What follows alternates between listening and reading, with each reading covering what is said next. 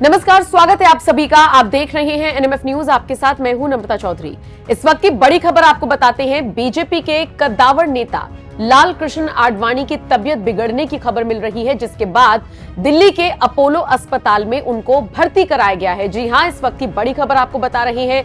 बताया यह भी जा रहा है कि रूटीन चेकअप के लिए वो गए थे, लेकिन कुछ मीडिया रिपोर्ट्स ये दावा कर रही हैं कि पहले उनकी तबीयत खराब हुई, जिसके बाद उनको अस्पताल ले जाया गया और फिर डॉक्टर्स ने उनका चेकअप किया, जिसके बाद डॉक्टर्स का कहना है कि उनकी हालत स्थिर है, यानी कि स्टेबल है, यानी कि वो खतरे से बाहर हैं। जब तक मैं ये वीडियो रिकॉर्ड कर रही हूं, कहा यह जा रहा है कि अब से कुछ देर बाद उनका मेडिकल बुलेटिन भी जारी किया जा सकता है। 97 साल के हैं लाल कृष्ण आडवाणी और आपको जानकर हैरानी होगी कि पिछले 4-5 महीनों में ये चौथी बार है जब उनको अस्पताल में भर्ती कराया गया है। देखिए, एक तो बढ़ती उम्र है, इसके अलावा कई रोगों ने उनको घेरा हुआ है। ऐसे में जैसे ये खबर आती है कि लाल कृष्ण आडवाणी अस्पताल में भर्ती, तो जो उनके चाहने वाले हैं वो परेशान हो जाते हैं। और फिर आप जानते ही हैं, सोशल मीडिया का ये जमाना है, तो ऐसे में कई बार अफवाहें भी फैला दी जाती हैं।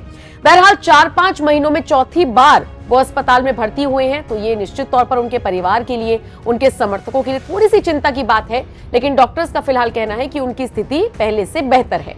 बताते चले 97 ईयर्स के हैं, यानी 97 साल के हैं, तो ये जो स्वास्थ्य संबंधी उनको दिक्कतें हैं, ये कुछ उनकी एज से भी जुड़ी हुई हैं। आपको याद दिलाते चले, जब 22 जनवरी को राम मंदिर की प्राण प्रतिष्ठा हुई थी, उस वक्त भी लाल कृष्ण आडवाणी को लेकर मोदी सरकार को घेरा गया था। कहा गया था कि राम मंदिर आंदोलन जिसने बढ़ाया, उस रथ को जिसने आगे बढ़ाया, वही नेता आज हमारे बीच में क्यों नहीं बुलाया गया। जिसके बाद ये कहा गया था कि चूंकि उनकी सेहत ठीक नहीं रहती, इसीलिए इस प्रोग्राम से उन्होंने दूरी बनाई थी। बताते चले, लाल कृष्ण आडवाणी लंबे वक्त से स्वास्थ्य संबंधी समस्याओं से जूझ रही है और यही वजह है कि इन दिनों वो प्रेफर करते हैं अपने घर पर रहना, बहुत कम लोगों से मिलना, सार्वजनिक कार्यक्रम में वो शामिल नहीं होते। आपको बताते चले, आडवाणी जी को इसी साल देश के सर्वोच्च सम्मान भारत रत्न से भी सम्मानित किया गया था, लेकिन चूंकि वो इतने अस्वस्थ रहते हैं, इसीलिए वो राष्ट्रपति भवन में जो प्रोग्राम आयोजित किया गया था उसमें नहीं पहुंचे थे, तो उनके आवास पर जाकर उनको भारत रत्न दिया गया था। राष्ट्रपति द्रौपदी मुर्मू ने 30 मार्च को उनके घर पर जाकर उन्हें भारत रत्न से नवाजा था और इस दौरान उनके आवास पर प्रधानमंत्री नरेंद्र मोदी भी पहुंचे थे, जगदीप धनखड़ भी पहुंचे थे, अमित शाह भी पहुंचे थे, राजनाथ सिंह भी पहुंचे थे।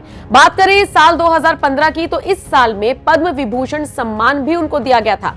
बता दें, आडवाणी जी वाजपेयी सरकार में उप प्रधानमंत्री थे, वो देश के गृह मंत्री भी रह चुके हैं। निश्चित तौर पर एक बड़ा योगदान देश की राजनीति में उनका रहा है और ऐसे में जब खबर आती है कि उनकी तबीयत खराब हो गई, तो उनके चाहने वाले परेशान हो जाते हैं। बहरहाल उनकी हालत ठीक है, स्टेबल है, डॉक्टर्स की गाइडलाइन में वो हैं और अब से थोड़ी देर बाद जैसे ही मेडिकल बुलेटिन जारी होगा, जो भी अपडेट आएगी आप तक जरूर पहुंचाएंगे। फिलहाल आप बने रहिए हमारे साथ। नमस्कार।